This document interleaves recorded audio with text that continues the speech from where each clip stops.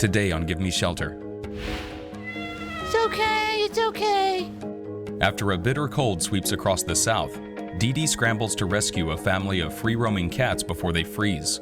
Okay, so there's a black and white one, and we haven't seen that one, have we? A group of challenging dogs is transported to pet helpers in an effort to prevent them from being euthanized. But did the staff get more than they bargained for? Hey, come here, stop. She's teaching him to be rough.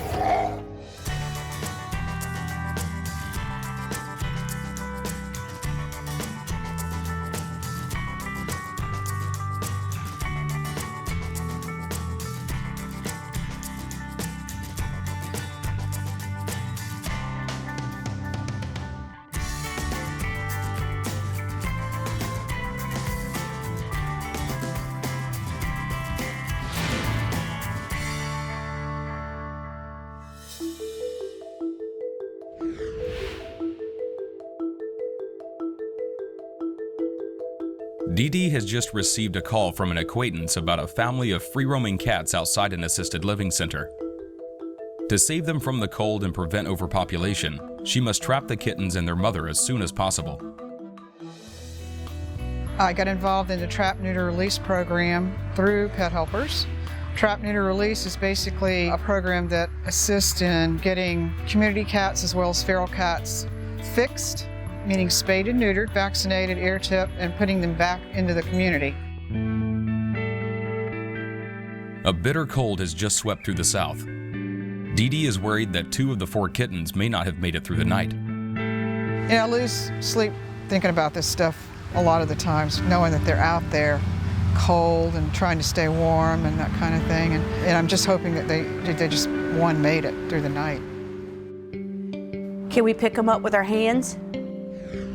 Now, I wouldn't try it because they're kind of scared and they can tear you up. I think that we could get the kittens, don't you? It's just important and critical to trap them in a humane trap so that you don't, one, get bitten or scratched and then be sent to the hospital for injuries. There goes the mother. Where'd she go? She's going that way. Kitty, kitty, come on, Mommy. Come on. It's okay. She went into the bushes.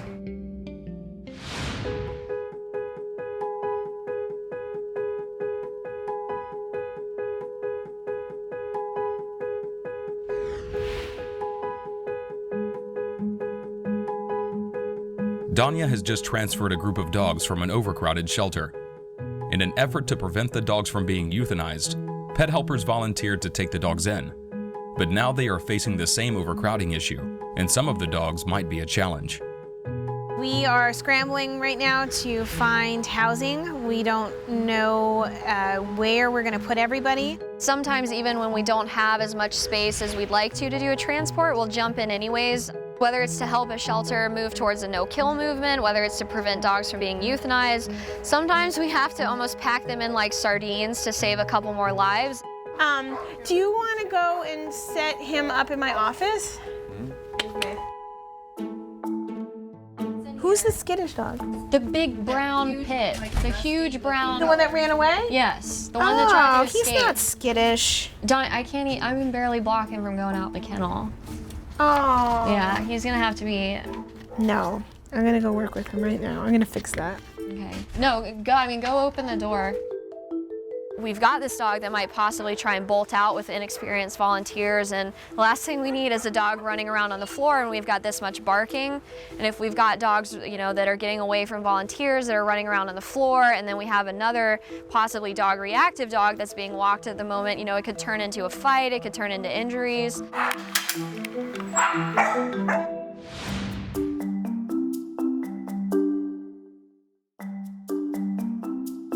That little kitten is still over there at the door. You want me to pick the kitten up? If I can. I am set on using traps because that is the only way that I am going to do it personally. I've experienced things that can happen that go wrong. I don't want anybody to be hurt. I don't want her to be hurt. I don't want to be hurt. If you pick them up by the scruff of the neck and they twist around and turn around and scratch you, you're going to drop them, or they're going to turn around and somehow bite you. What I'd like to do is to put this food in here. Mm-hmm. And let's just kind of walk off a little bit. Oh, yeah. Here comes this other little baby. Going in.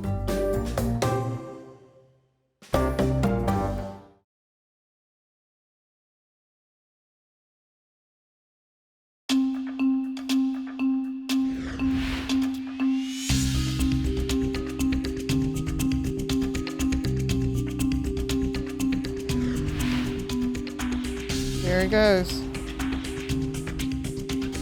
The little orange kitty cat is sniffing around the trap. I think he's going to probably go in.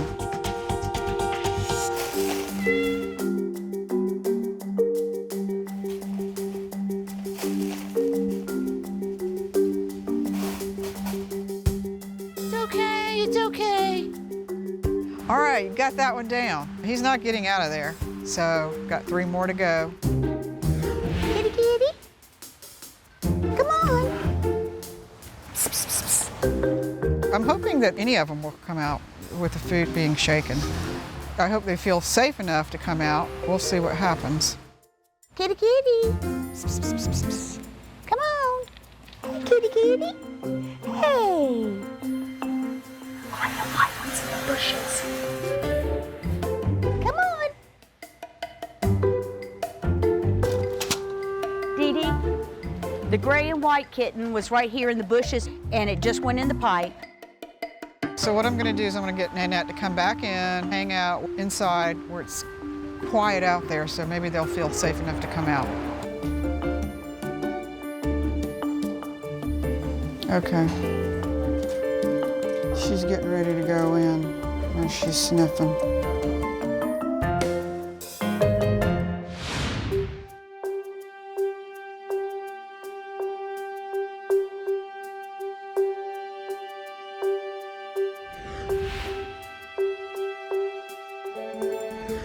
So I'm gonna go and check out this alleged escape artist and see how bad he actually is.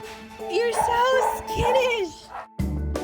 Turns out that I really don't think he is that bad at all. I'm not sure if it was an environmental thing with the other shelter or the other staff members, but he is already settling down here, and I don't really anticipate him being such a problem. Cole, the only thing that's skittish about that dog is nothing. He is totally fine. Okay. He was like giving me a bath with his tongue. Well, as soon as a volunteer lets him run around the adoption floor, I'll come grab you. Danya just came back and gave him her stamp of approval. So, maybe the whole feel of this shelter and, the way our kennels are set up, maybe that'll actually work for him.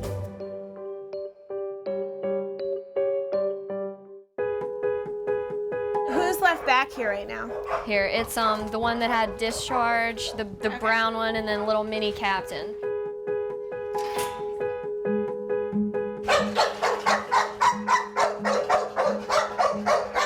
All dogs bark, and a lot of dogs are more vocal than others, and even when a real rowdy dog starts to bark, even the dogs that are always quiet and never bark, they'll start barking. And so once that starts, it's really a chain reaction. Everybody's loud, everybody's noisy. Before I got them in the van, they had started to have concerns about him being dog aggressive, so we pulled him off the van, and I said, no, we're gonna just test him, and I should start doing that too, testing them right outside and seeing. But he's super mouthy. I don't think he's aggressive, but immediately he jumped on the hound and was mouthing him all up. Gemini too, though, was a nutcase, and she was our safer, our assessment dog. So Gemini was really reactive, but then outside the cage, she actually was one of our best behaved dogs. I think we'll just have to let it play out and hope for the best, and just really keep our fingers crossed that it is just cage reactivity.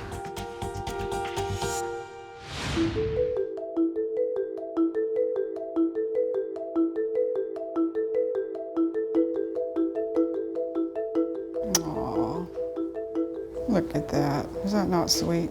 The mommy kitty is a very smart little girl. but if she fears that something's going on or something's wrong, she will haul tail. And usually they haul tail with her.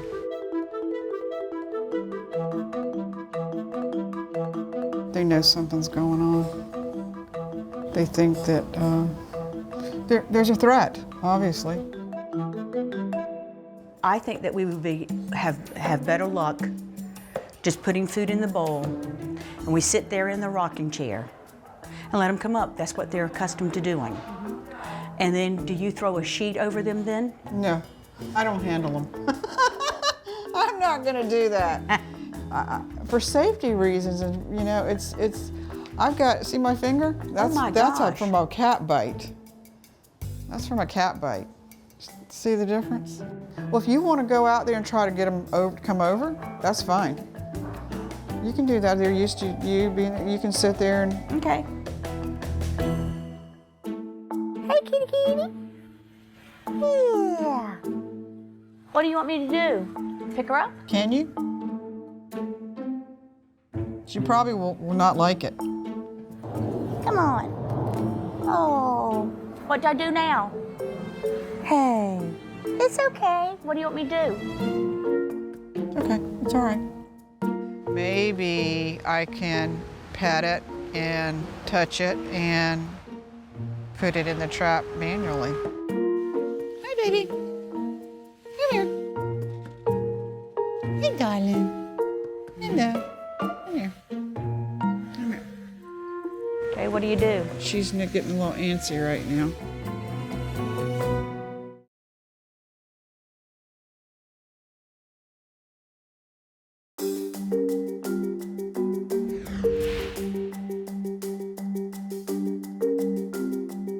Dee Dee is unsure if it is safe enough for her to grab the mother cat and place her in the trap. If she isn't careful, she could end up getting bitten or scratched, which can often lead to a serious infection and injury. Come on. Come on. Come on. If I don't catch her now, Lord only knows she may end up pregnant again. So in my mind, I'm thinking, do I need to go ahead and just scruff her and put her in the trap?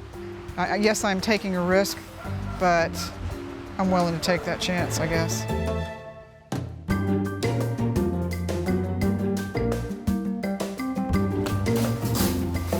She seemed comfortable enough with me doing that to her. So when she just didn't move after I did it, I just went ahead and made the decision to put her in the trap. So what will happen now? We're gonna have to try to catch the babies tonight. The babies will come out. They will. I think so. Well, we'll set the drop trap up tonight. That's all, I mean. It's gonna be cold. Yeah. Okay, so there's a black and white one, a gray and white one, and what's the other color? The little Mixed. tortie? Yeah. Okay, like her. And we haven't seen that one, have we? I'm gonna just go ahead and cut my losses now. I got 2 cats. I'm gonna go ahead and drive them to the clinic. I need to get back there now because they usually ask me to drop them off at 10, and it's going on 11 o'clock now. Dee Dee is setting up traps in the hope that the remaining kittens will be captured overnight. For now, the main focus is getting the kitten and his mother to the shelter, with fingers crossed that they are both healthy and the kitten is young enough to be socialized and adopted.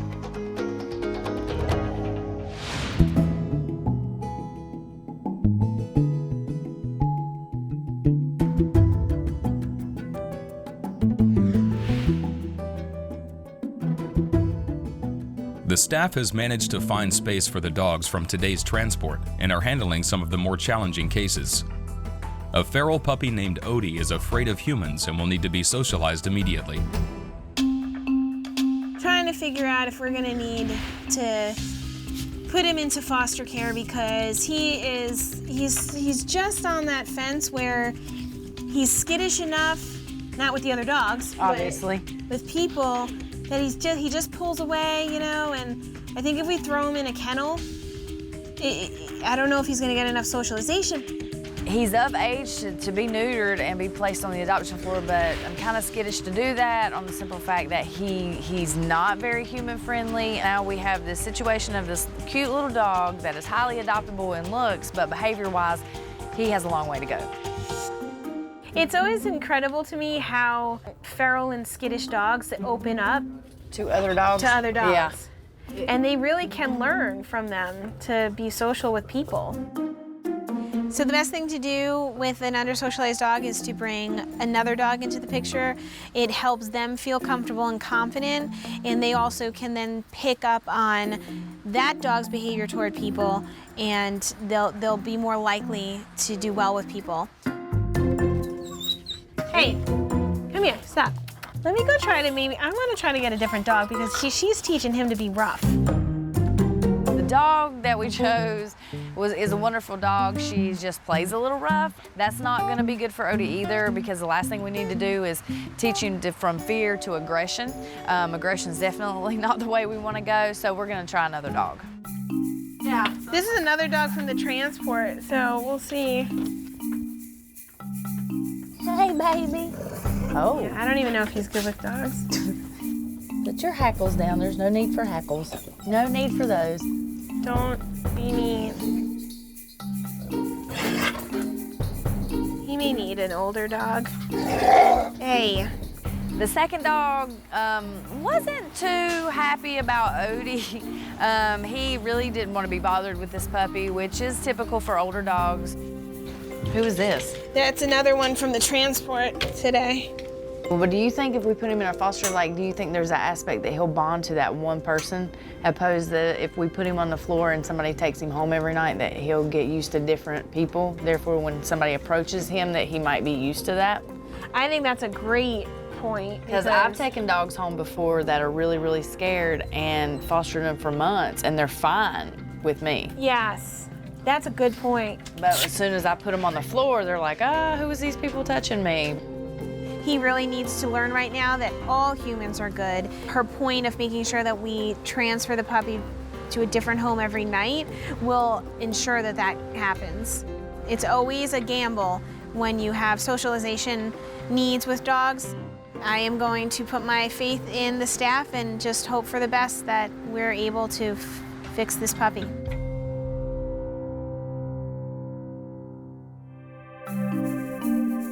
Dee Dee has just arrived at the spay-neuter clinic with the mother cat and one of her 4 kittens. She is still unsure if the kitten is young enough to be socialized and adopted, or if he will need to be released back with his mother. We're gonna take that little orange and white one in. I'm gonna foster him, take him home with me after he's fixed, and I'll make a determination as to whether I can turn him around, and if I can't, we'll release. I'll have to bring him back in, get him an ear tip, and turn him out. Okay. Ear tipping is a means in which the veterinarian will trim off the very tip of the cat's ear to visually see that that cat has been spayed or neutered. I don't want to ear tip the kitten yet because I want to see if he's able to be adopted out. If he's not, then we'll go back and ear tip him. The age of these kittens is about 3 months old, and typically that is kind of beyond taming them up. And it's questionable whether the shelter will even take them at that age. But if they're friendly enough, well, I'm willing to foster them. The mother will get an ear tip. And do microchip her. Okay. And register everything to me. Okay. Assisted living facility manager has asked that the cat be brought back to the facility. She'll be happy there being cared for. As far as the kitten is concerned, I've got to make a decision as to whether this kitten is going to be able to be adopted out. If he's not able to be adopted out, then I will get him fixed and take him back and release him back. Hey, sweet girl. Yeah, I know you're stressed out, baby. You still have to spend the night out in the cold. Are you in a nice warm place right now? You know, I have a concern about all the cats out there and it being as cold as it was last night. I just hope that they're going to hang in there and be able to survive the cold tonight.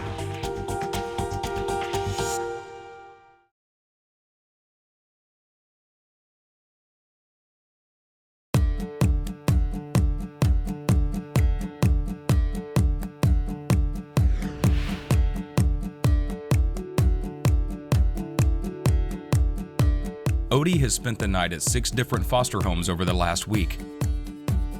Since being neutered, vaccinated, and socialized, he is well on his way to being fully domesticated and ready for adoption. Look, he's already looking and sitting right next to you. so I can't believe that in 1 week. So this is socialization at its best. It is quite amazing that in just 1 week's time he is already coming when he's called and looking to people. I'm really pleased with what progress he's made. So maybe we should try to focus on finding him a home that has another dog, a social dog. Yeah, I don't think he needs to be an only dog home. I totally agree. At that age, it's kind of on the fence. He could have went either way. He could have totally rejected human affection, but luckily for us and him, he embraced human affection and has now turned into this sweet, lovable puppy who is going to be highly adoptable. I think that we definitely made the right choice. Yeah, I do too. You can't save everybody, but you can surely save one, and you did. You saved him, and now he's going to be great. I am very glad that I saved him. He is adorable, and he really deserved a chance. Oh. Hey. Look at your feet in there.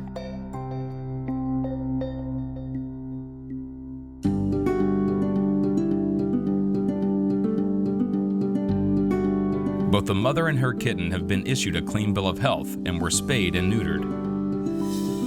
After fostering the kitten for a few days, Dee Dee determined that he is friendly enough to be adopted, and the mother was returned to the assisted living center. Dee Dee was also able to trap another kitten and bring her into the shelter to be spayed and vaccinated. It's all about saving lives, controlling the population, cutting down on diseases, and making cats happy, because that's really what it's about. I am really relieved that I work for an organization that always goes above and beyond and takes each case individual and puts together individual plans for those animals.